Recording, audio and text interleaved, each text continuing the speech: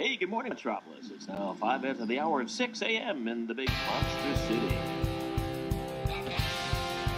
Come on! Let's get pumped!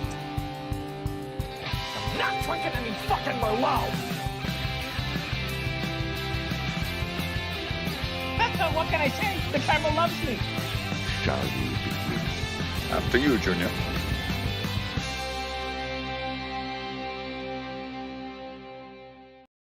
Hello, everybody, and welcome back to another episode of Logged It. This is number 56. We're talking Oscar-winning songs. I don't believe we said original or anything. Like, there's only one song, right?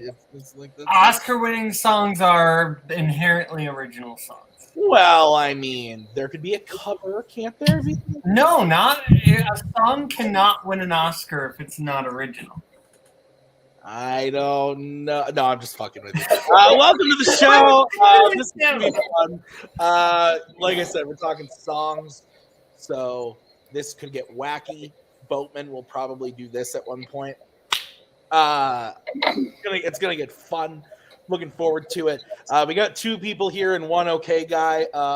We got Jack Pinchuk. Welcome to the show. Guess which one you are? I'll bet any money that I'm the okay guy, and honestly, that's better than I thought I'd get. You're all right. You're all right, Jack. Welcome to the program. As always, we got Kaleb Boatman. Boatman, how you doing? I'm here.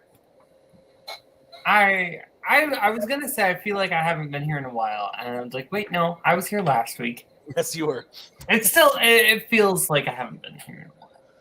Yeah, the weeks are moving either wildly slowly and somehow like really fast all at the same time. It makes sense. I feel like it's been a while since last week's episode, but also like my week went by really quick. It's weird. We also got Payson here. Payson, haven't seen you in a bit. How you doing?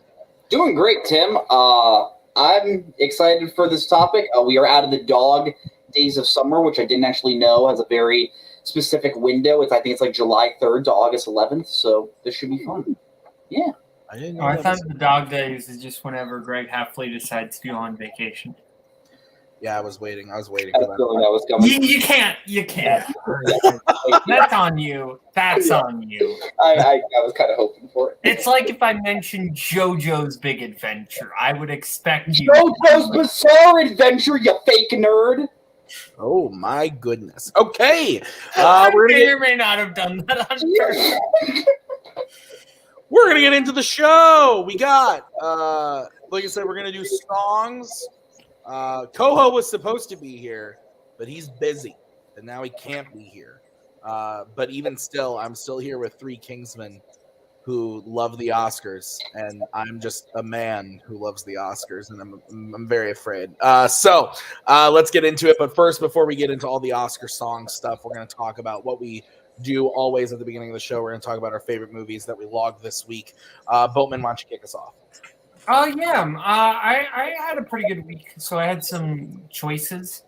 But I would say the one that I probably might have gone with if I didn't just talk about it with Mike Hanley on my video store show Movies Are My Life is Cinema with Paradiso. So if you want to hear me talk about that, go check that out. But my other option that I really did love this week is something we've talked about on this show before. It's called I Married a Witch. This is a Frederick March, Veronica Lake comedy. I want to say Adelaide brought this up last time, or maybe it was Jack. I don't remember. But anyway, this is a very like silly type of screwball comedy. It's basically Veronica Lake is trying to get Frederick March to fall in love with her so that she can break his heart because she's a witch. Yada yada yada. The comedy dynamics between the two of them are so funny. Frederick March is like very nervous, and Veronica Lake gets a lot of good laughs. But I think the best jokes in this movie are like just kind of the random one-off jokes. Like the movie opens like back in like the 1600s with like the witches getting burned, and they're like, and now we will take a break. And then a guy comes out and like, Mace, get your popped mace here, popped mace. And that was like At that moment, I was like, okay, this movie's gonna rock. I have not seen this. I know we talked about it on the show because it was marked as watched on the Letterboxd thing, and you guys said it, but I don't remember hearing about this. It might have been on an episode that I wasn't on.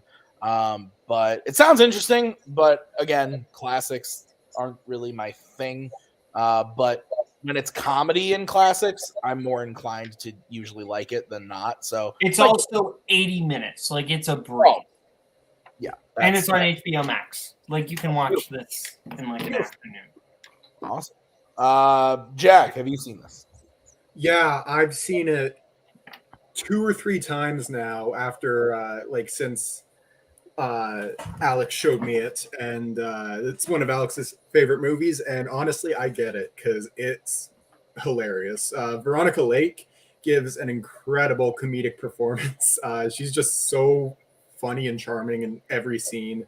I think my favorite scene, it goes back and forth for me between the wedding scene where they have to keep starting over again and when Veronica Lake first shows up in the Pilgrim Hotel, because both those scenes are like comedy gold for me. It's just such a fun, charming, short little movie, and yeah, gets a lot of laughs out of me every time. Payson, what about you? Yeah, I have not seen this, but Bo, correct me if I'm wrong. This was the movie you said has a lot of like fall vibes to it. Is that correct? This has like Halloween vibes and fall vibes. Yeah, I don't know if I actually said that about this movie. Fair. But I think I said that about Arsenic and Old Lace. That 100%, and I plan on watching both of them as we get closer to. That's fair. Both would be good, like fall watch movies. Mm. Okay. Is there anything?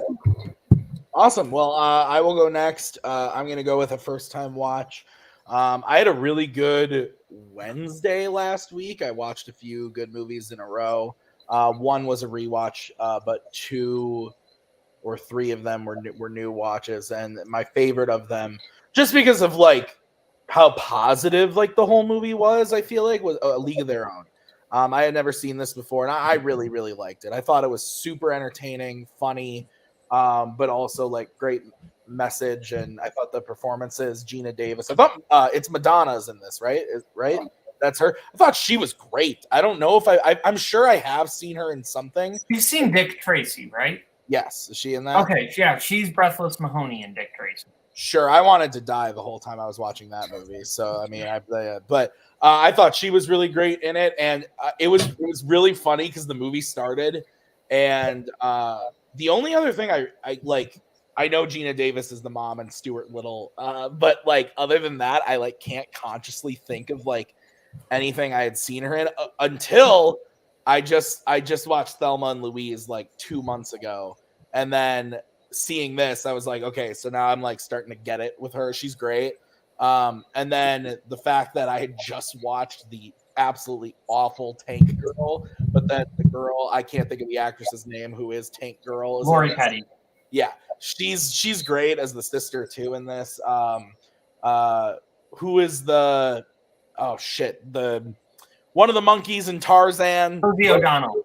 Yeah, she's great in this too. I thought her and Madonna like working off each other was really good, but and obviously Tom Hanks is fantastic. Actually, when the movie started, I was a little worried. I was like, he's kind of annoying me, but then that's kind of the point. And then as the movie goes on, I feel like it earns like his like redemption. Like I feel like at the end of the day, he's still kind of a fucking asshole, but like you kind of you get it at the end. Like I just thought this was really entertaining. And I'm a sucker for like sports movies that just have like really inspirational stories, and I thought it was really good. I thought it went on a little bit, maybe a smidgen too long at the end with like the older versions of them. Like I get why it's there, but like I didn't need it. But really liked the movie. I was surprised how much I liked it. I definitely want to watch it again because I thought it was great. Boatman, have you seen this? Yeah, no, this one's fun. I think this one, like a lot of people love it, and I don't quite hit that with it, but this is a really fun time. I think it's because like I'm in general not a sports guy, but if I'm going to watch a sports movie, this is a really good one. I think that the dynamic between Gina Davis and Lori Petty is kind of what holds this movie together. While Hanks is good, I think it's Petty and Davis who really like hold this movie together. The supporting cast is pretty fun. The thing that nobody talks about, this is a really underrated score from Hans Zimmer. I really like the score for this movie. It's like very bouncy, kind of jazzy, very different for Hans Zimmer. It's absolutely like a super underrated score for him. And yeah, Gina Davis is great. Lori Petty's great. Everybody's great in this. Jack, what about you? I haven't seen it yet. It's been on my watch list for a while now, but now that I've never heard anyone ever in my life utter the words Madonna was actually really great in this movie, so now I'm interested. As someone who had to study Madonna movies, this is like her one good performance. Fair. Payson. No, I absolutely love this movie. I think the cast of the whole team in this movie is incredible. Like the whole dichotomy of that team. The relationship between Dottie and I forget Lori Petty's character's name. I should remember that, but I really think they have a great dynamic. Madonna, like everyone says, is hilarious. The scene where they're in the confession booth at the church and they're like, is she still in there? And she walks out and the priest is just sweating from everything she said. Is just so funny. Great training montage, like Boat said. I think the relationship between Jimmy Dugan and Dottie, I think is really, really like nuanced for a sports movie. Because like as the movie goes on, you think like they might end up together, and you're like, man, that would be kind of stupid. Cat is the name of Lori Petty's character. But like you think like, man, that would be kind of stupid. Kit is the name of the character. Damn it, yeah, you're right. But I think it was really adult to like not have them end up together in that way. And like the final like sports game, I think it's really fun because like you don't really know who to root for because both Dottie and Kit are on different teams, and you're like, dang, who should I be cheering for? But no, I love this movie. Boat, just so you know, I don't know if you saw my message in the private chat. I'm cutting out real bad, so if I drop at any point, just take over so I can reboot.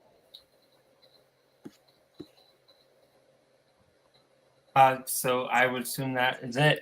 Jack, over to you. All right. Well, I didn't have very many movies watched this week, but I did have two. Did you already talk about League of Their Own? Yeah. Oh, yeah. Okay, I'm sorry. Go ahead. Don't worry about it. I've got two really good movies I saw this week. One of them has been talked about at least once, probably more on the show, and that's Bullet Train. However, I won't be going with that one. I will just say, though, that Lemon and Tangerine are incredible, and I love them. They're great in that movie. But no, the one I'm going to go with is from 1950. As people who follow my letterbox would know by now, I've gotten a little bit obsessed with Ingrid Bergman's movies recently after discovering a lot of her performances, and Stromboli is just incredible. Like her performance in that film is phenomenal. It takes place like pretty much after it takes place sometime after World War II. Ingrid Bergman is in like an internment camp, not like concentration camp, but like an internment camp for people that have been displaced during the war. And she meets a soldier on the other side, and an Italian soldier, and they get married in the camp so she can leave. And his home is basically just an island in the middle of nowhere with no one around for miles, and she starts to just lose it, and she becomes she starts to lose it because she's just very lonely, and she's not used to that kind of life. And her performance in that film is phenomenal. It's her first of three collaborations with Rossellini, so I'm very excited to see the other two now that I've seen this one. What is the film? Sorry? Stromboli. What year is it, Jack? 1950. Perfect. I was listening to you, but I missed the beginning of the movie or what the name of the movie was. Again, classics. It's not my thing, but sounds interesting. But I've got a lot of other movies to watch before I would hit something like this. But I'm glad you liked it, Boatman. Yeah, no, I haven't. I don't actually think I had heard of this until Jack just mentioned it. So, yeah, I will check it out. And Payson, what about you? I have not seen this. Okay. All right, Payson, let's move on to you. Yeah, so I'm going to talk about the movie I'm talking about is a new release. Saw it on Friday. It is a Honk for Jesus, Save Your Soul. I think this movie is really, really good. The movie is about a pastor at a megachurch and his wife that are trying to come back from a scandal that essentially has affected the success of their church. Sterling K. Brown and Regina Hall are so funny in this movie, specifically Sterling K. Brown. He is so like larger than life of just like, yo man, come on, we gotta raise money for the Lord. We gotta get all this money. He's so funny. Regina Hall just like trying to like keep everything in, even though like everything around her life is just in shambles because this scandal is just destroying their family. I think the commentary it has to say on like mega churches as like a whole, I think is really, really good. The one thing I will say, the trailers and the marketing for this movie, I don't think really got into how like kind of dark the third act of this movie gets, because there's a twist that's kind of revealed and it's like, oh, okay, that's what's going on. And I know some people were a little upset about that. It kind of threw me for a shock, but it didn't bother me. But no, I think this movie is really, really funny. I really like the mockumentary style of it, of the storytelling in like the Spinal Tap Best in Shows sort of way, and how it sort of like goes between that and like there are scenes where like they're just talking in private, and it really blends those in really well. Yeah, I really, really like this movie. I want to see this really bad. I liked the trailers for it. I just haven't gotten a chance to. It's not at my theater, so I got to travel to check it out. But I am looking forward to it. I thought the trailers were interesting. And honestly, anytime that I'm already interested in a movie and then I start hearing like, oh, there's a twist, like some people kind of like, I'm even more interested now. So we'll see if I get to it this week. I'm very, very busy. So we'll see if I can get to it. I'm going to put priority on Barbarian this week. I want to see that too. Yeah, I want to see it so bad. But hopefully I'll get to that. Hopefully I'll get to this soon. Boatman, did you see this? No, I haven't. And I hadn't really heard much about it, to be honest. But Payson's kind of selling me. Yeah. And Jack, Payson, would I like this? I'll just straight up ask. I think you would. I think you would. Does jokes about like mega church lifestyle offend you? No, my dad makes them all the time, and he's a pastor. Sweet, then you'll be good. Jack, what about you? I haven't seen it, but basically, if Sterling K. Brown is in something, I'll be at least interested to see it. So, so good. Yeah, and Payson sold me on it. Cool. All right. Good shit, guys. Let's move on to the other part of the opening segment. We're going to talk about our least favorite movies that we logged this week. Boatman, why don't you kick us off? Yeah. I don't think I watched anything. Actually, no. Yeah. Oh, I've got an easy one. So we all know in 1997 there was a very notable, popular movie called Titanic. That's not my pick, but my pick is Titanic. 1953's Titanic, which is really bad. This is a film that won original screenplay. I don't know why it did. It's basically imagine if I'm stealing this from Payson. Imagine if in James Cameron's Titanic, the boat didn't start sinking until like the last 20 minutes of the movie. And the rest of it was just very boring character costume drama that really ends up not mattering because everyone either gets off the boat or sinks. So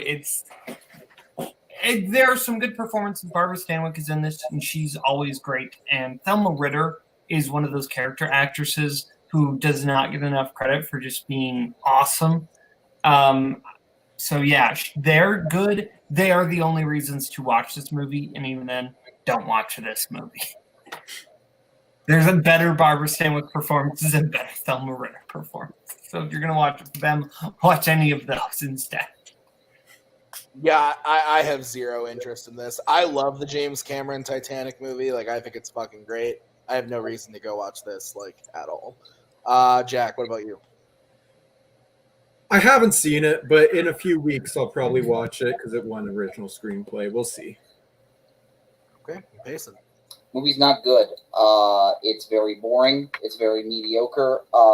Currently, of the original screenplay winners I've seen, it is my second to least favorite. I'm watching them all in order from 22. And I've watched 22 of them so far. This is my 21st. I've talked about my least favorite, Interrupted Melody. Yeah, like Boat said, the boat doesn't start sinking until like 20, 15 minutes from the end of the movie. Not a good movie. 53 is one of those years where like all the major prominent movies that could have won this award were adapted. So I'm like, that's why Stalag 17 or Roman Holiday didn't win, because they're not original. But yeah, movie's not good. You're muted, Boatman. Muted, buddy? Sorry. Roman Holiday is a weird case where it's technically original, but it's based on a story, even though it's not a published story, because they still did the weird thing where they had the original story Oscar. So yada, yada, yada. Should have been original, so this movie can't be an Oscar winner. Yeah. That's fair. Okay. I'll go. I was trying to decide between a couple, and now I have to remember which one I actually want to go with. We're going to go. This is tough. Maybe I shouldn't go next. Maybe I should make someone else go. You know what? Yeah, Jack, why don't you go while I decide? I'm still mulling over between two. All right, I've got an easy one.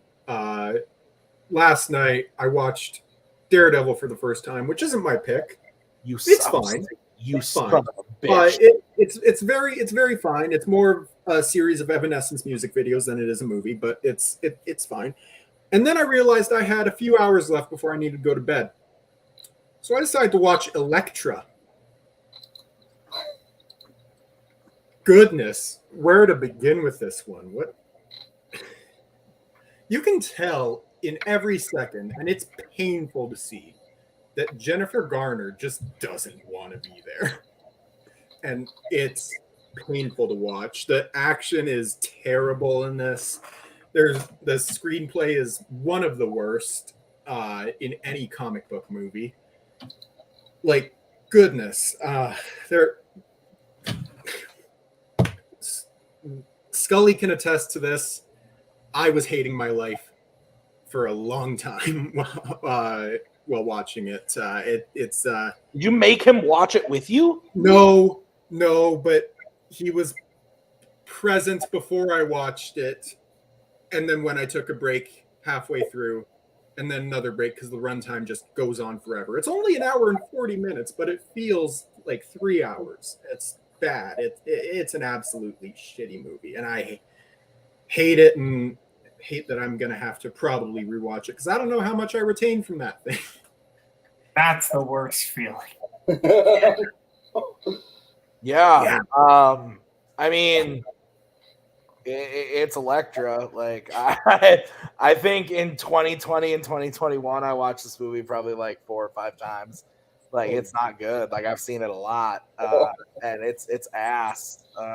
But I mean, honestly, though, like, there are worse things in fandom. Like, this is getting close to the bottom of the barrel.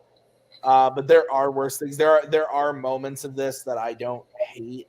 Like, I don't hate the opening. I think the opening is pretty fucking cool. Actually, Jason Isaacs is in a little cameo is good. But I'm not gonna sit here and defend and say this is a good movie. It's still a 1-star movie. Like, it's not good, and I don't yeah, this is one of those that I'm glad I don't have to like watch anymore. Payson, have you seen this? Catwoman or Elektra, which is worse? Catwoman. I have not seen this.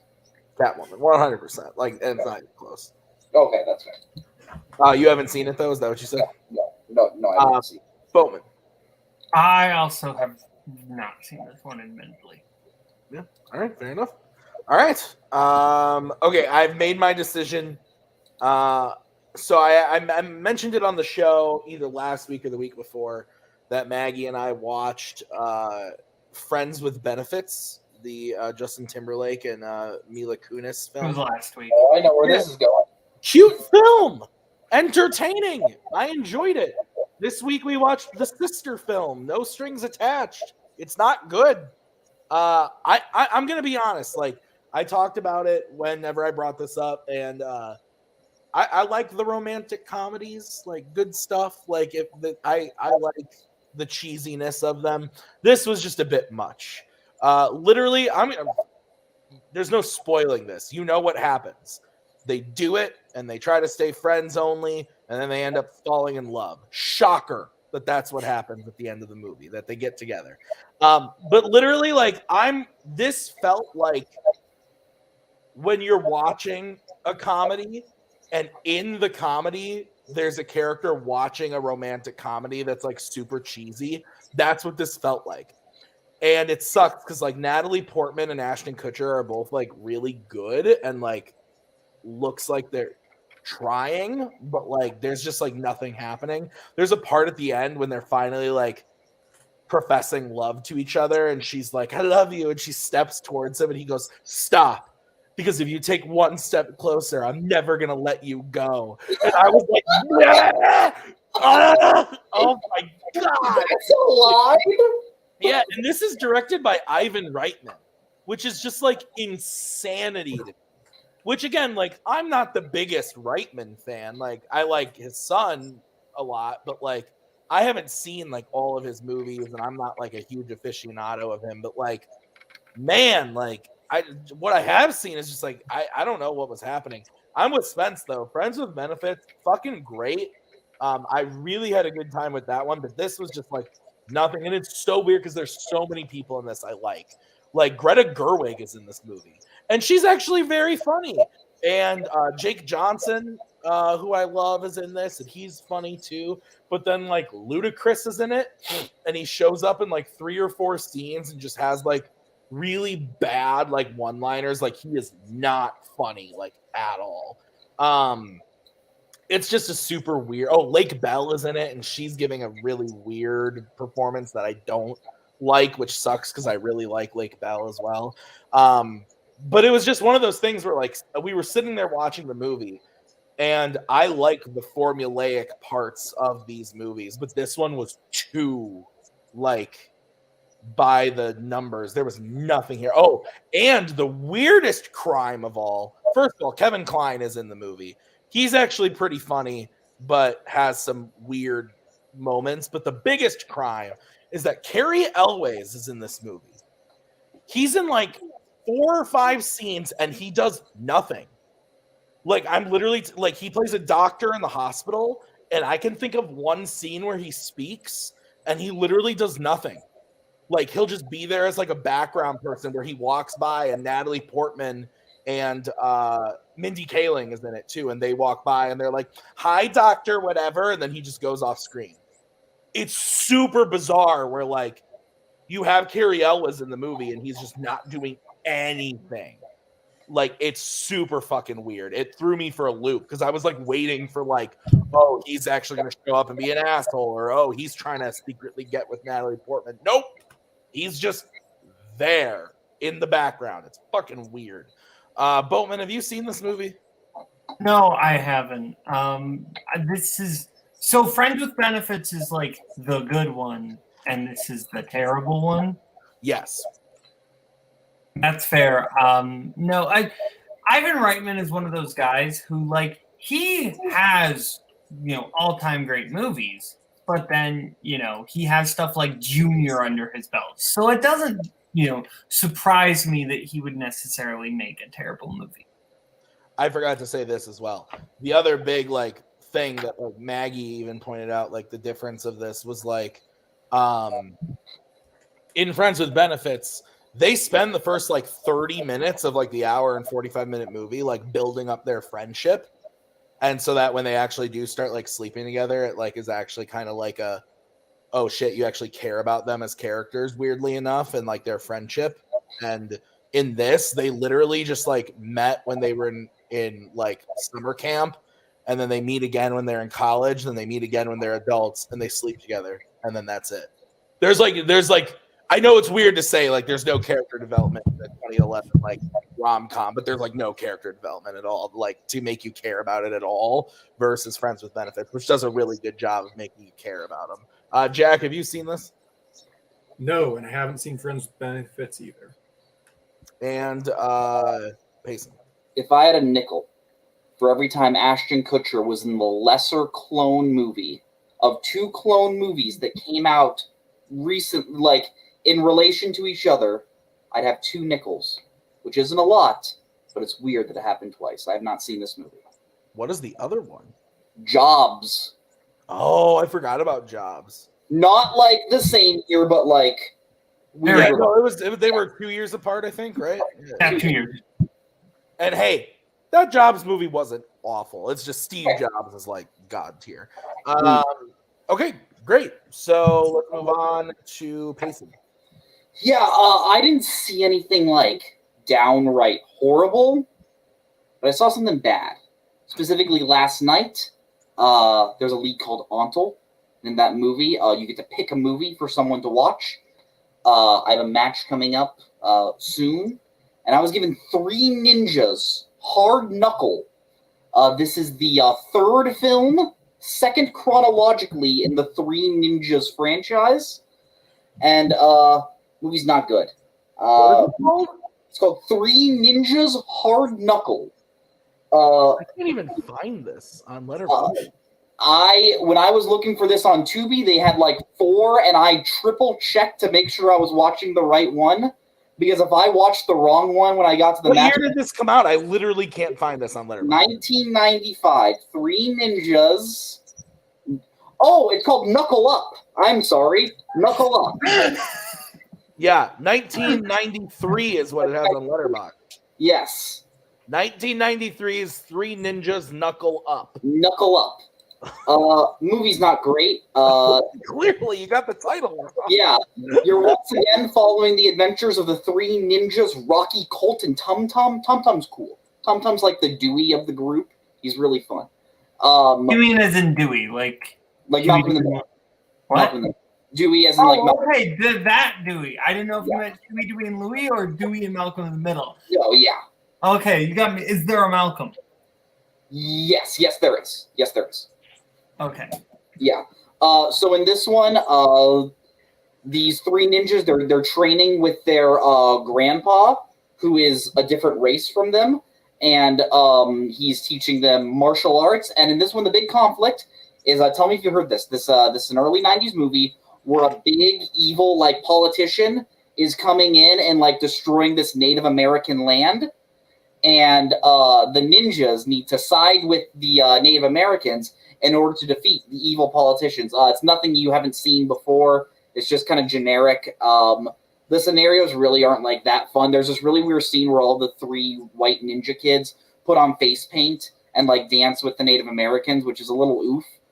But yeah, that's the one like truly like terrible thing. But yeah, overall this movie is just bad. I'm gonna save y'all some time and say nope. Anybody else? Nope. No. Thank you, Payson, Absolutely. for bringing us into our lives. Okay, I think that was everybody's worst, right? Yes. All right, let's hit up this list. We're going to start the original songs, Oscars, best winners. So, Boatman, Damn it. kick us off with the first choice. Okay. Payson, I'm gonna be nice. Yes. I'll let you have it. Thank you. I assume number after 7, right? Yeah. Okay. Yeah. It's fine. I will take When you talk code on the show. Go on, Boatman. Go.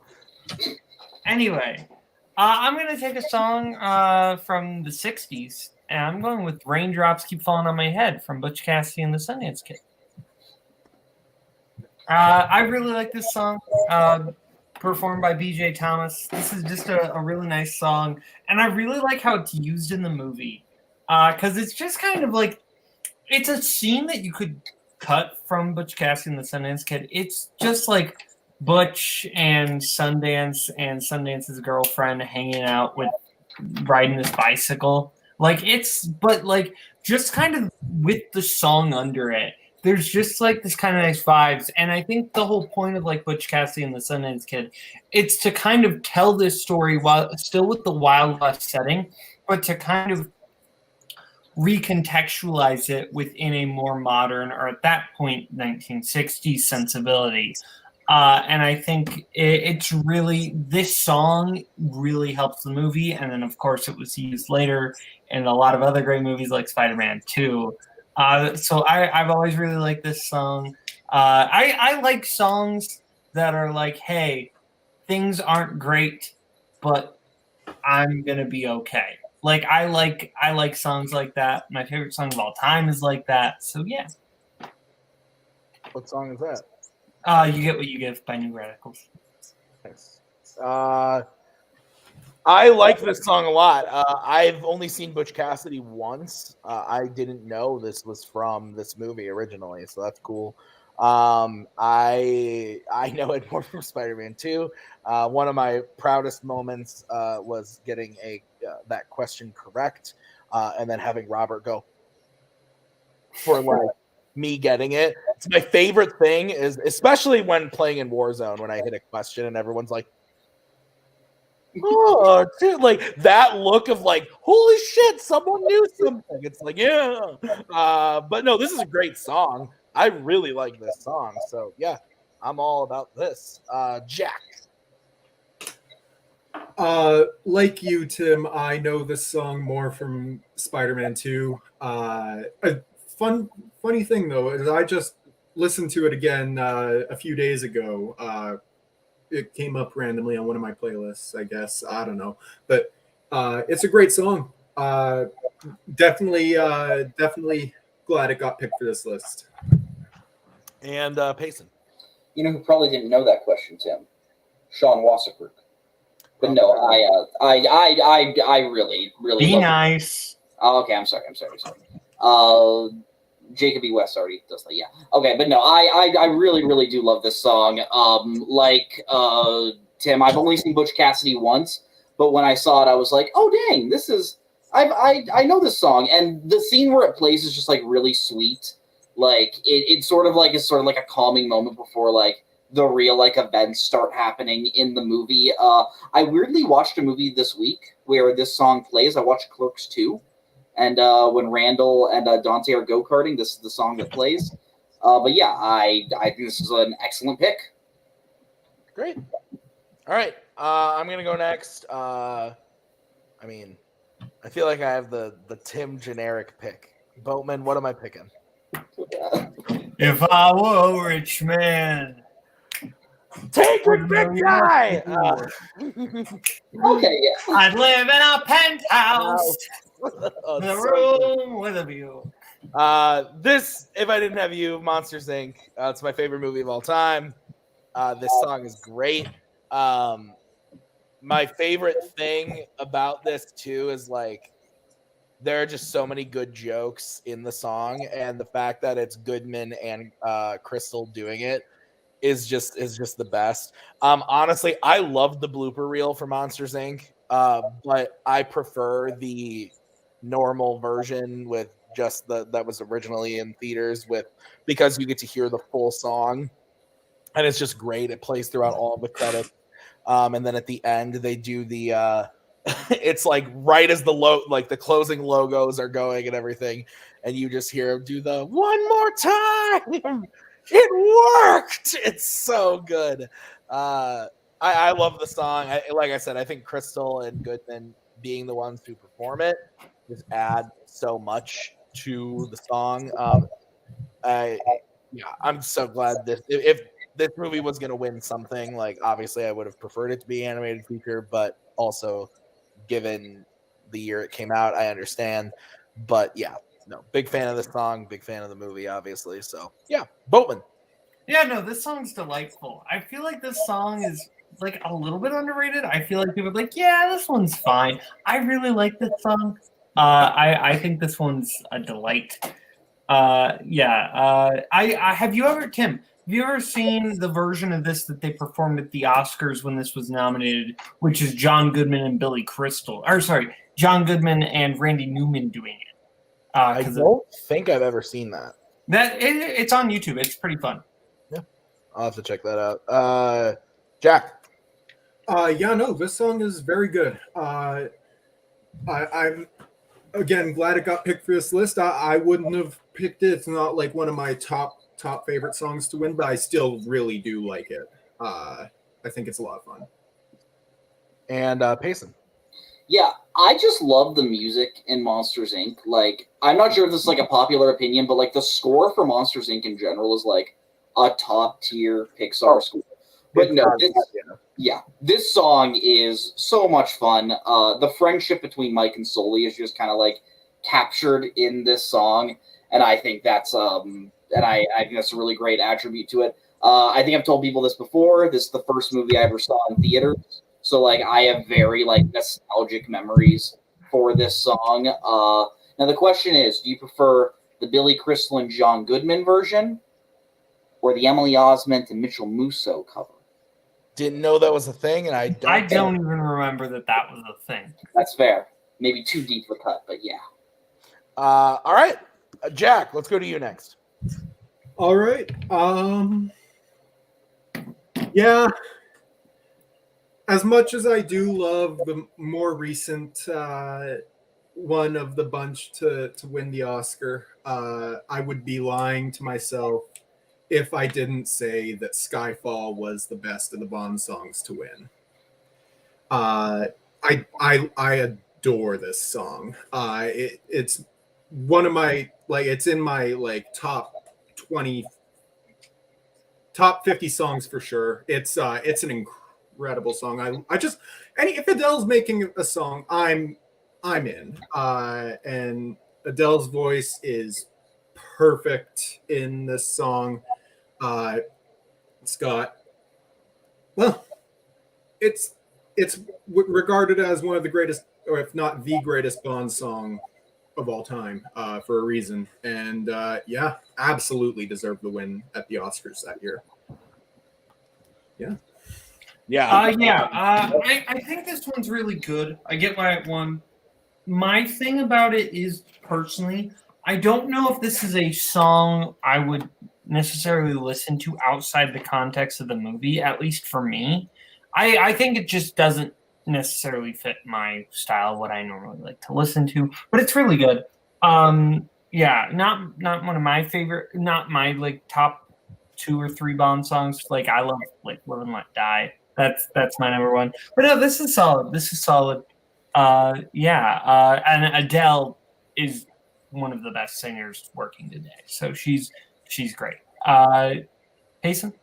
Yeah, I do really, really love this song. I love how epic it feels, like, just in scope. Like, when you're listening to it, like, when this movie playing, obviously, during the opening credits, like, it weirdly puts this movie in, like, this is going to be, like, a more, like, serious Bond movie with, like, maybe bigger stakes than we're usually, like, familiar with the franchise.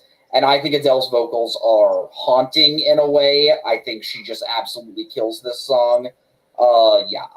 This would have been one of my picks, but I'm very happy we got to talk about it here. I am here, by the way. Yeah, sorry, I just had the cam off for a minute. Yeah, I like this song a lot too. It's not my favorite Bond song either. I know it's like a meme at this point, but I love The Living Daylights like so much. Like, that song is so Thank you. And honestly, For Your Eyes Only is super underrated as well. Big fan of that one. But this is up there. Sorry, Scott, and sorry, Jack, apparently, but the Billie Eilish song is not good. So you made the correct choice. And also, Writings on the Wall is mid, if that. and but so this is by far the best of the newer ones for sure, in my opinion. Because Adele is awesome, and Billie Eilish likes to whisper like Kurt Kolakowski after 10 p.m. So let's go to Payson next. Oh, I get it. Yeah, okay.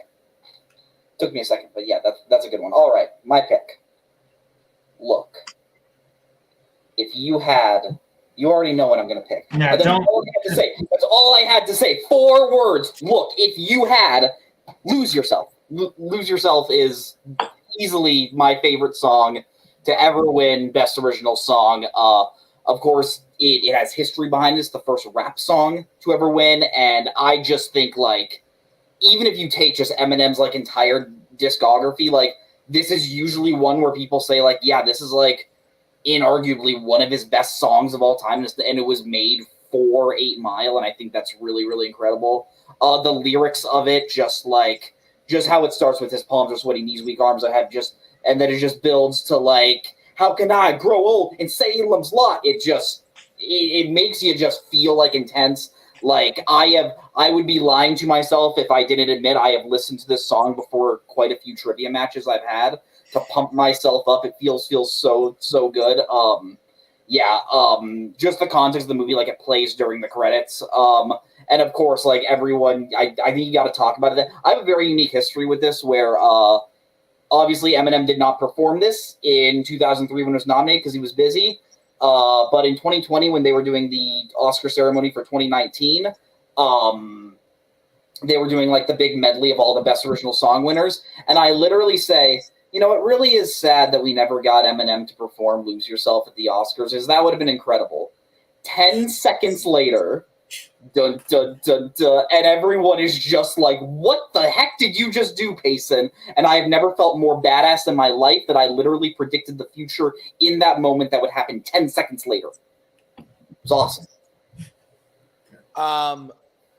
I need to watch this movie. I've never seen it. And so I've never heard the song. I know. You've never heard the song? Like, I get not seeing the movie, but didn't you watch the Oscars when this happened?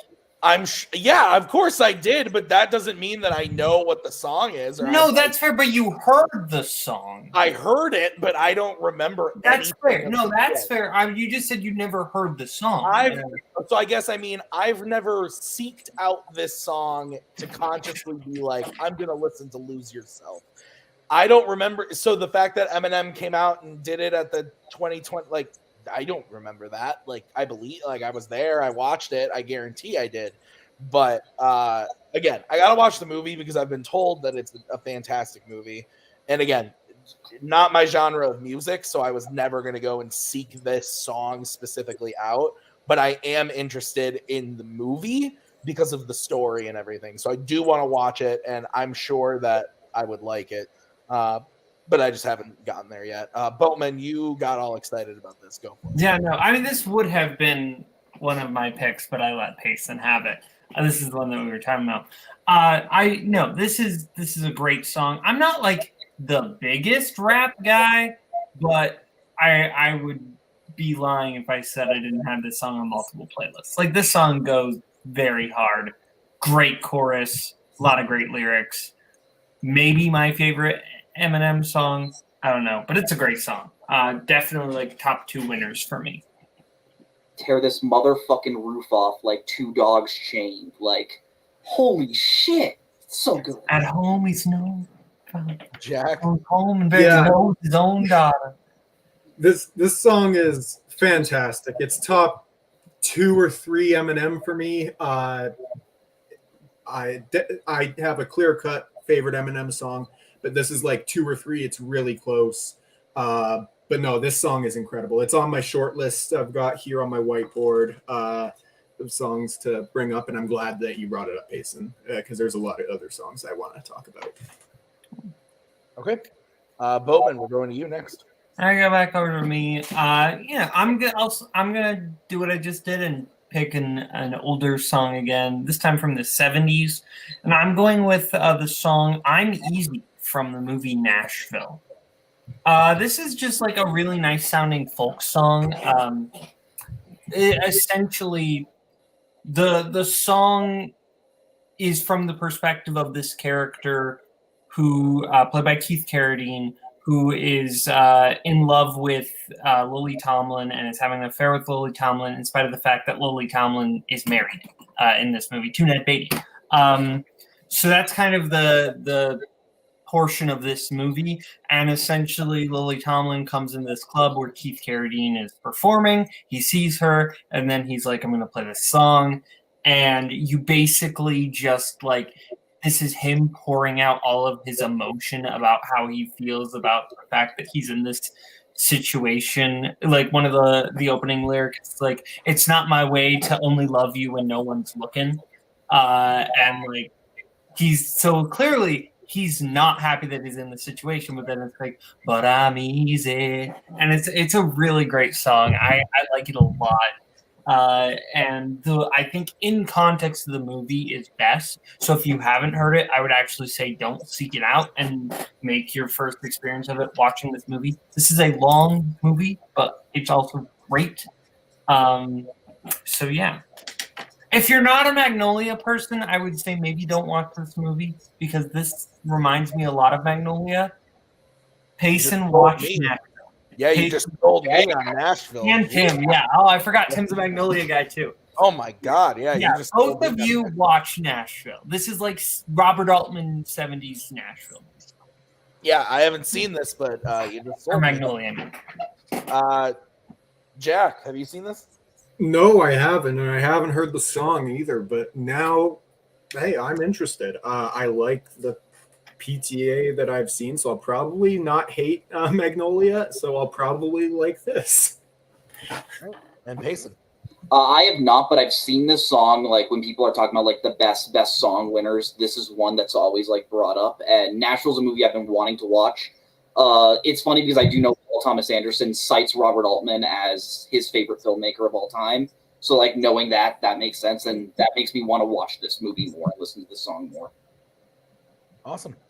Okay, I'm gonna go next. I'm gonna go for the other Tim generic pick, but I gotta be honest. Like I'll talk about it. So I'm going Into the West, Lord of the Rings, The Return of the King. This song has just like not. It sounds negative when I say grown on me. It makes it sound like at one point I didn't like it. That's not the case. It's just like I saw this movie in the theater when I was 8, and I've watched it every year multiple times since I was 8. And so like I've just always lived with this song. But it wasn't until like the last few years of watching this movie repeatedly multiple times a year over and over again where I started to pick up on the fact that like because Howard Shore wrote the song with whose name I can't think of. It's not. Is it Annie Lennox? Annie Lennox. It is Annie Lennox. Okay, I was right. Ennia's Fellowship, right? Just my God, what's that? Enya did the theme for Fellowship. Yes. Okay. Fellowship. And so pieces of the music in this song are in the film, and that's part of it as well, is the fact that like the score for the song shows up multiple times in the film. And the biggest moment, and like I don't even like people know how much I love these movies, but and it's been memed at this point, but I don't care. It's a fucking amazing moment is when Sam is I can't carry it for you, but I can carry you, and he picks him up and they start walking up, and the score for this song is like blasting in the back, and it's just like this song and the parts that are used in the movie as well as during the credits, it fills my heart with like so much emotion. And the way that they do the credits of this film with like the hand drawn images of all of the actors and actresses with their names over and the song playing, it's just gorgeous artwork, followed by like a very emotional ending to the film, and where the song is also playing as like Frodo is sailing off. It's just like one of those things where like when music truly is hitting in a movie and makes it emotional, like dialogue and performances and stuff can really hit and make you emotional. But when music does, I feel like it's just like a different breed altogether. And this is one of those score songs that, like, when it hits is so emotional. It literally like kills me every time now. I like can't get through the end of this movie without crying. It's weird. Maggie's looking at me like I'm a fucking moron, but she's cried too. So back off, macaw. But anyway, Boatman, what do you think about this song? Yeah, I think this is one of those situations where, like, when I'm watching the movie and like the end credits, like I'm like, yeah, no, this is a good song. It's not a song that sticks with me personally. Like, if you ask me, and I know this isn't like the only metric of a song being good, but if you ask me how does Into the West go, I wouldn't be able to tell you. Like, if you played it for me and didn't tell me it was Into the West, I'd be like, oh wait, is this Into the West? But like right now, I can't recall how that song goes. And like, I actually really like Annie Lennox. I think her voice is great on this, but I really like Annie Lennox. But I like her songs that have like a little bit more energy to them. I think that's kind of my thing, and it's kind of my problem with a lot of original song winners. I'm not usually my favorite song in a musical, for example. It's never going to be like the slow big ballad. It's usually going to be, a song that's a little bit more bouncy, a little bit more fun. That's just generally what I go for in terms of music. But, I mean, not always, but yeah, this one doesn't necessarily do it all the time for me, but I love that you love it. Yeah. Jack. I'm right there with you, Tim. This was on my board. If you didn't take it, I thought you were going to take it. I was very nervous. So no. If you didn't take it, I was going to take it. It's a phenomenal song. I can't get through this movie either without crying a lot. That I can't carry it for you, but I can carry you. Seeing it makes me cry every time. But this song, the second the credits hit and you hear this song start playing, I'm like, on the verge of tears. It's a beautiful song. Great choice. Yeah, I'm kind of in the same boat with Boatman where I have not like seen the movies in like a little bit, so like I can't like recall this song like immediately, but when I do hear it and like when it is used in the movie, it is a very, very powerful song. Those credits, like, I think is a really, really like great credit sequence in the movie. Yeah, this is a really good pick. All right. Jack, let's go to you for your second pick. All right. My second pick, we're going to stay on the little slower side here because my pick is falling slowly from once. Sorry, I wasn't. What did you say, Jack? Sorry. Falling slowly from once. Slowly from once. Sorry, Payson. I didn't know you were going to take this. No, you're good. You're good. This song is gorgeous. I wish I could explain like how, like what this song. There's very few songs out there that no matter what mood I'm in, they just cheer me up, or they just fill me with almost like a little bit of hope. This song does that for me. I can't explain it. I can't think of who sings it right now, but my goodness, he's incredible. It's not coming to me, but I showed the song to my sister, and it's one of her favorites now. Yeah, I still have to actually see the full film of Once, but this song is beautiful. I love it to pieces. Yeah, the song is fantastic. I don't love the movie. I definitely prefer Begin Again and Sing Street over Once. It's a little too British for me. But I don't know. I'm not into it. I watched it once. You like that one, Boatman, or you? No, the movie. It's Irish, not British. Sure. They're speaking in an accent that I can't understand. I'm an American In an man. accent that you can't understand. So if someone has like an Indian accent, that's British. Well, I guess Yep, that's actually, fucking British. actually, that is technically used to be that way. Okay. It was a British colony at one point or something. The song is good. Movie's meh. I don't love the movie, but yeah, I really do like this song. I think it's really beautiful. I still recommend watching the movie, but it's a little too like yeah, right. No, I'm trying to find the word, but like there's like not enough going on. Like it's very like it feels like it's trying to be like a before sunset, before sunrise type of movie to me. And it's just like not anywhere near the quality of those movies. Like it's very much like day in the life type, like meeting a person. I'm gonna blah blah blah blah blah. And I've only seen it once, so maybe I would like it upon rewatch, but I'm not into it. So yeah, Boatman, have you seen this movie? Yeah, no, I like once.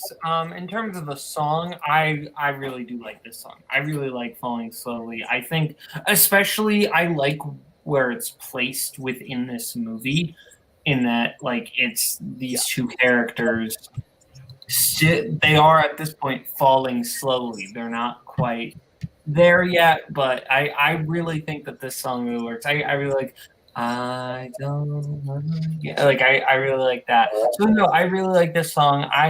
I'm kind of with you on the movie a little bit, not necessarily for the reasoning, but the movie itself doesn't quite hit me as much as it should. It's definitely my third favorite Carney, but I think that this song is great, and there's a reason that it won, because it is like the centerpiece of this movie. Payson, what about you? Yeah, I'm also kind of with you, Tim. I don't think this movie is amazing, and you could definitely tell from watching the movie, this movie was made for very, very cheap. Yeah. But the reason why I do gravitate to this movie so much is because I do think the music is so good, and this is probably my favorite song in the movie. Just the scene of both the guy and the girl, because that's what they're called in the movie, just connecting through music, I think is just beautiful.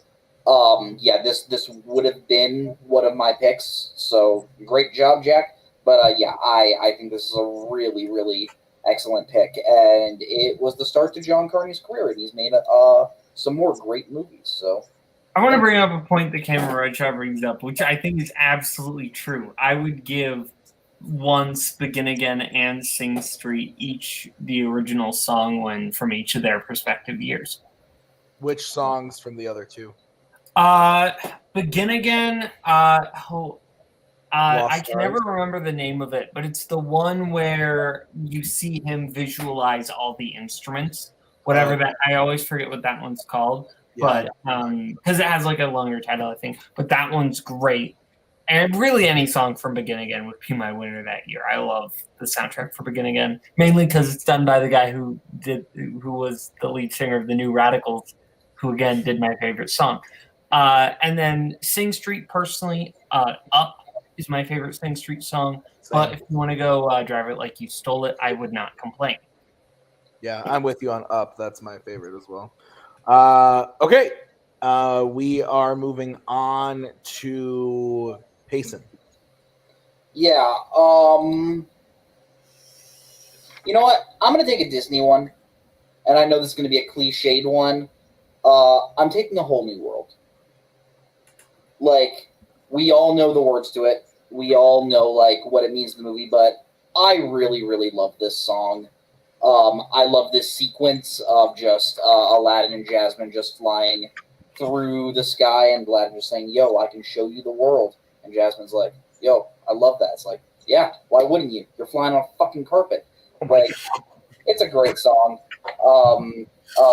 This is Menken Ashman, correct? I'm not high. Yeah, okay. Yeah, this is the. Wait, what did you say? I don't know if this is Ashman. Okay, I can't. I know Ashman. No, by this. He died before the movie came out, but he helped with it. I think he helped with the song. Yeah. But yeah, he definitely helped in this just- movie. yeah. He definitely helped on this movie. Whether or not he got to this far into the process, I don't know. But I know that he I'm was looking up if instrumental he in this did movie. this. No, yeah, but I think this is a great like love song in this movie. Really works well with all the other songs. It's not my absolute favorite song in the movie, but I still do love it, which is why I picked it. He did Friend Like Me. He did not do the lyrics for A Whole New World. Fair. Yeah, it's a great song. I mean, there's not much more I can add to it. I love this movie every time we talk about it. I love the feathers every time. Great fucking movie. Boatman.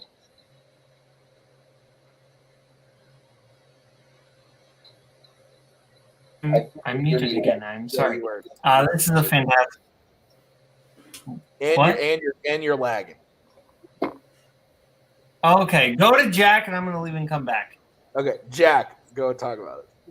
Yeah, no, this movie's great. There's a Kingsman that dislikes this movie quite a bit, and it makes me sad. But we'll talk about it later. But no, Alex. Oh, fuck that noise! Get the fuck out of here.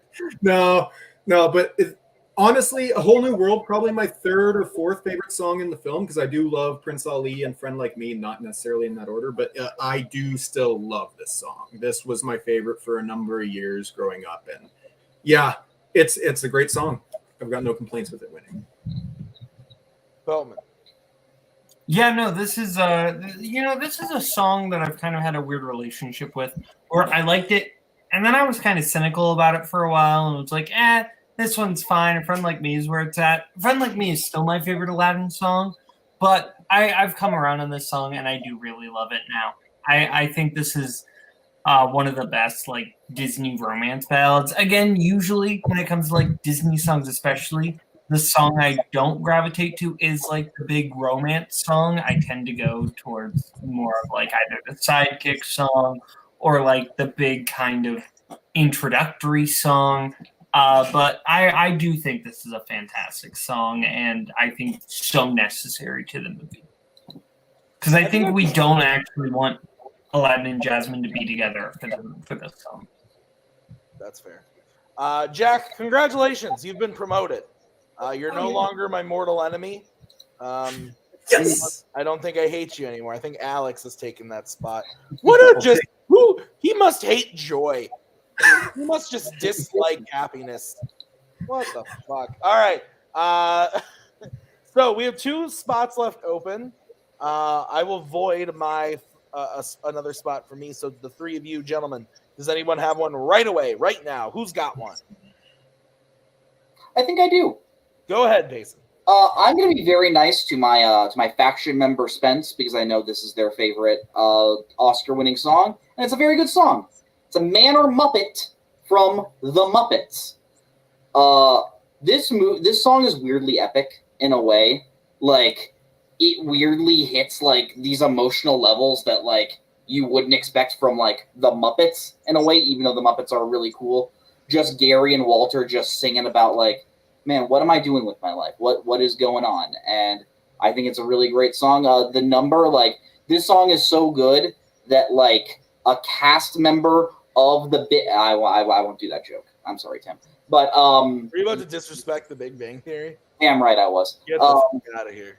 Yeah, but no, this is a very good song. Not the right song that should have won that year from this movie, but this is still a really fun song. Which one would you have taken over this, Payson?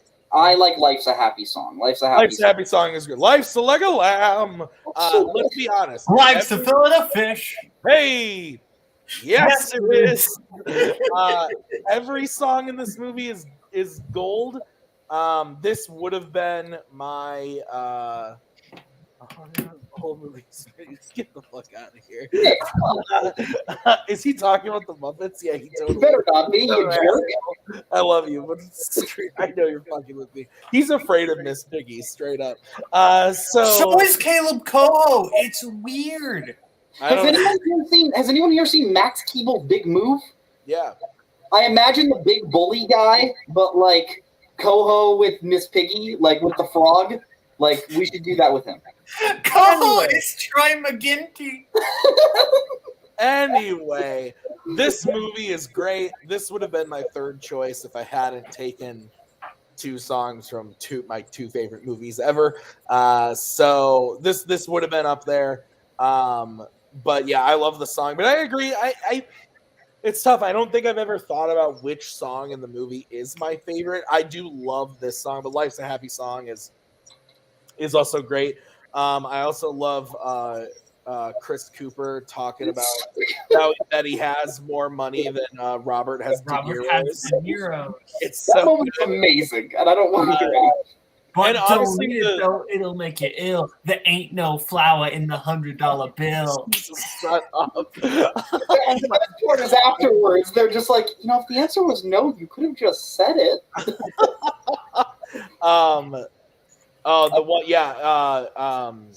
Pictures in My Head, is that what it is? Pictures in My Head is underrated. Is great.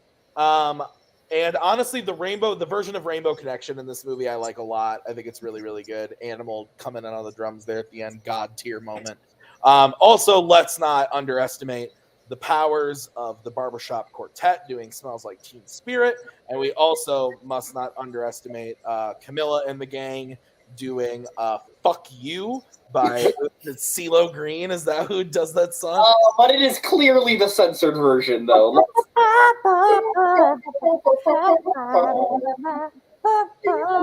It's so good.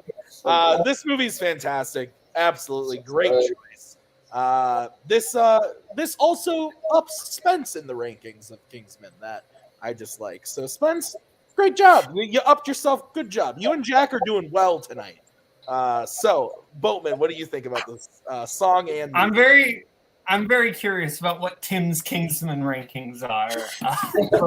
You're up there. You and Pace have good standings. That's fair. I like this. I love this movie. I think I'm on record as, like, besides Tim being one of the biggest fans of this movie. But I love this movie.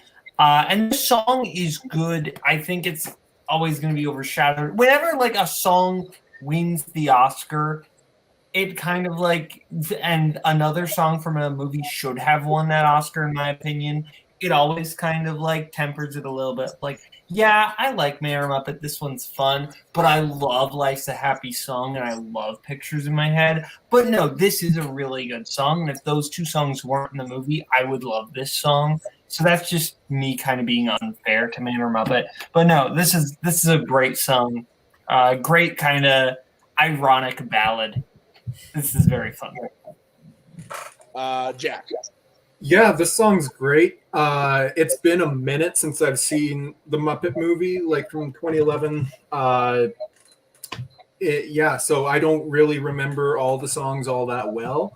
But from what I remember, I really love this song, and I love Life's a Happy Song.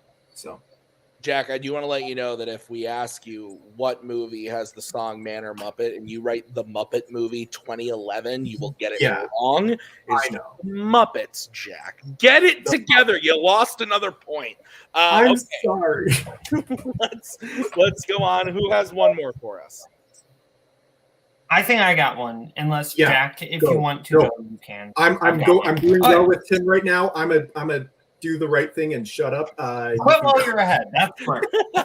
The 80s are a weird decade for original songs. Because I think the 80s is maybe the greatest decade for movie soundtracks ever. I don't think that's a controversial opinion. But it's weird that the songs that normally like lose are like the best songs. Like there's not, in terms of winners, a lot of them are kind of weak. Like I Just Called to Say I Love You is like fine. Or I think I know. You love that song? No, I think I know where you're going with this, and I'm getting excited. That's fair. I don't know if you do know this, but Maybe like not. that's a good song. Like there's like Let the River Run from Working Girl is like fine. The song that won the Oscar in the 80s that I think we all agree is an absolute bop. I've never even seen this movie, but come on. Dirty Dancing. I've had the time of my life. Is that where you thought I was going with that, Tim? It wasn't, but I approve. Where did you think I was going out of curiosity? I'm double checking that it actually won, so hang on. Tell me and I can tell you if it won or not. Go ahead. You talk about this one. That's fair. No, this is a great song. This is like just a classic, giant, sweeping duet that everybody loves. Everybody knows this song because it's a great song. Like, I've had the time of my life. It's great. And then you get the final, and I hold it out to you. Like, oh man, this song like rules. It goes so hard. This is a great song. Just a fantastic duet. I like this song a lot. There's not much more you can say about it. Everybody likes this song. So the one that I was thinking of did not win. It was just nominated. I thought you were going Eye of the Tiger, but it did not win. No, that's a great song. Did not win. Yeah. That lost to Up Where We Belong. Yes, Up Where We Belong from Officer Young. Also, I think "Take My Breath Away" is a good 80s song, but I think this is great. I've actually never seen Dirty Dancing all the way through, but fun fact, bought it today. It just came out on 4K. I bought it. I'm always looking for another movie that me and Maggie can watch together where I'll say, "Hey, do you want to watch this?" And she'll go, "Yes." That was No Strings Attached the other night. We were at dinner and I said, "You want to go home and watch No Strings Attached?" Absolutely. So I thought Dirty Dancing was one that might work. So great song. You know what I think of when I hear this song is the Family Guy Blue Harvest when Herbert, the old guy as Obi-Wan, does the "I've had the time of my life." Is great. But yeah, no, the song's awesome. Yeah, great pick. I think this is awesome. Jack. Yeah, this is a great song. I haven't seen Dirty Dancing either. I haven't really heard the song all that much, but I do remember it well enough. It is a very good song, so good pick, Boat. Payson. Yeah, this is an amazing song. My absolute favorite part of the song is where it's like, "And I owe it all to you. Dirty." No, I'm kidding. But no, this is a. Do you remember, Tim, when the Black Eyed Peas sampled "I've Had the Time of My Life"? No, I don't. Oh no, It's a bad song. It's an awful song. They did that. Oh, is that what he's talking about? Yeah, that's what he was talking about. The song is called "The Time." It's a terrible song. But no, this song is so much fun. I've also not seen the movie, but like it just has like that 80s power ballad feel that is just so much fun to listen to. And like, yeah, like it's not one you always think like, oh yeah, this is a great original song winner, but like the second you hear it, it's like, yeah, this is fun. Tim, I have to ask you. Yeah. You're the only one here who is been married and has had a wedding. Did you and Maggie do the thing? No. Oh, fair. Okay. Fair. No, I've told the Maggie first dance story before. I won't do it here on air because I've done it. If you don't know the story, find it, seek it out. I'll tell you guys off call. But no, we danced to "But I Can't Help Falling in Love with You," and that wasn't very lift up in the air and dance all around moment. But someone probably did it at my wedding. I don't know. I was drunk. No, Dick, no.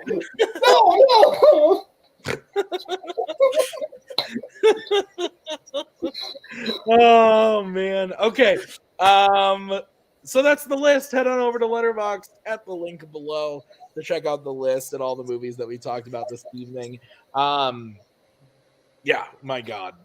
So we're gonna get into the movie of the month, which of course I didn't make a banner for that because I'm not prepared. But we're talking about the good, the bad, and the ugly.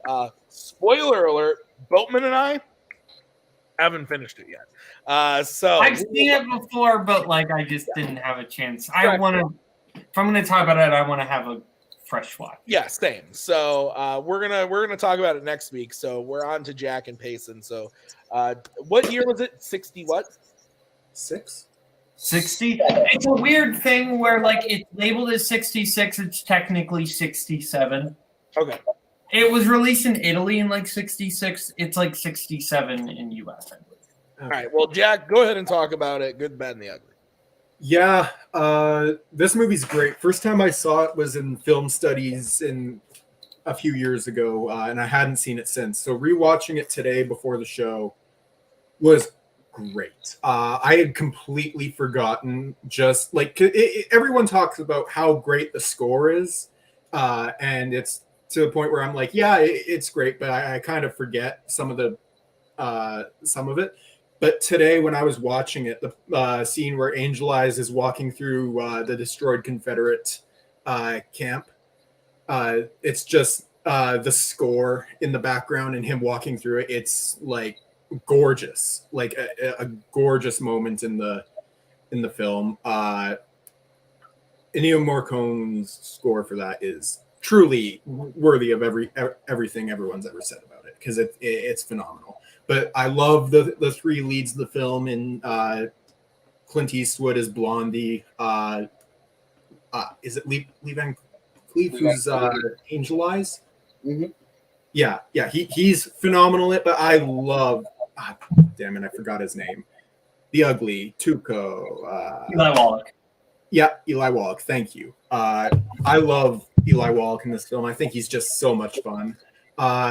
Yeah, incredible film. If I had to put a score on it, it's a 4.5-star film. I'm still deciding whether or not it's my favorite or second favorite movie to watch for the movie of the month, but it's up there. Awesome.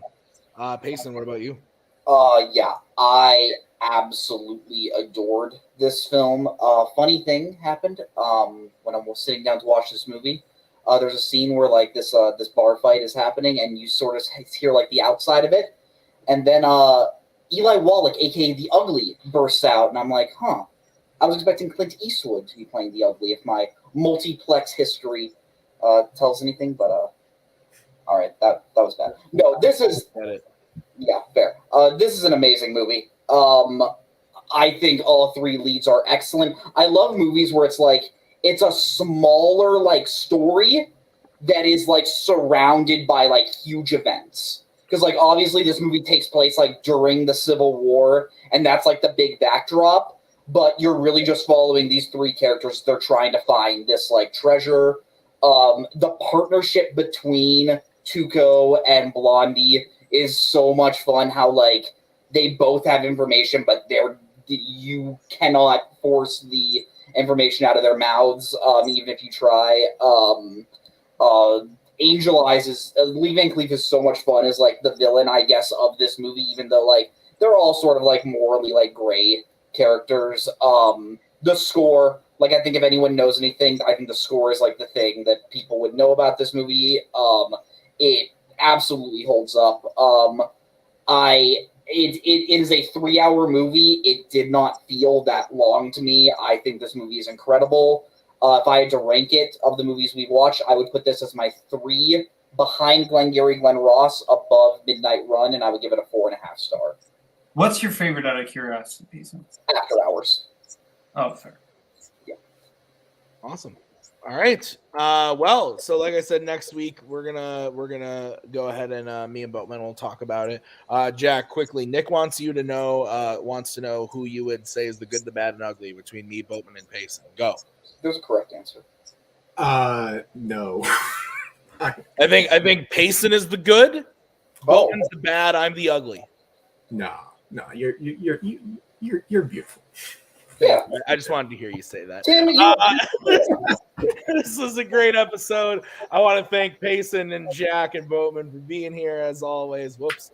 Next week, we got courtroom movies. I believe that's a full panel. Yes, it is. That'll be me, Boatman, Kirk, Scott, and Cody. The following week, we have Guilty Pleasures Volume 2. I believe that's a full panel as well, but I don't remember. And then over-the-top action movies. Oh, and sorry, Guilty Pleasures is going to be hosted by Boatman. Just Boatman. I won't be there that week.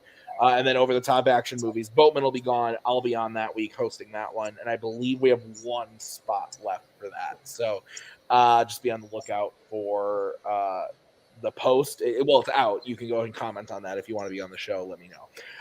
So thank you so much for everybody. This has been a fun episode. We'll see you next time. But until then, have a good one, guys. Bye.